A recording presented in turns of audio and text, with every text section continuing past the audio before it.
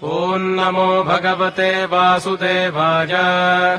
शान्ताकारम् भुजगशयनम् पद्मनाभम् सुरेशम् विश्वाधारम् गगनसदृशम् मेघवर्णम् शुभाङ्गम् लक्ष्मीकान्तम् कमलनयनम् योगिहृध्यानगम्यम् वन्दे विष्णुम् भवभजहरम् सर्वलोकैकनाथम् मेघश्यामम् पीतकौशेजवासम् श्रीवत्साङ्गम् कौस्तुभोद्भासिताङ्गम् पुण्योपेतम् पुण्डरीकागताक्षम् विष्णुम् वन्दे सर्वलोकैकनाथम् नमः समस्तभूतानामादिभूताय भूभृते अनेकरूपरूपाय विष्णवे प्रभविष्णवे सशङ्खचक्रम् सकिरीटकुण्डलम् सपीतवस्त्रम् सरसीरुहेक्षणम् सहारवक्षस्थलशोभिकौस्तुभम् नमामि विष्णुम् शिरसा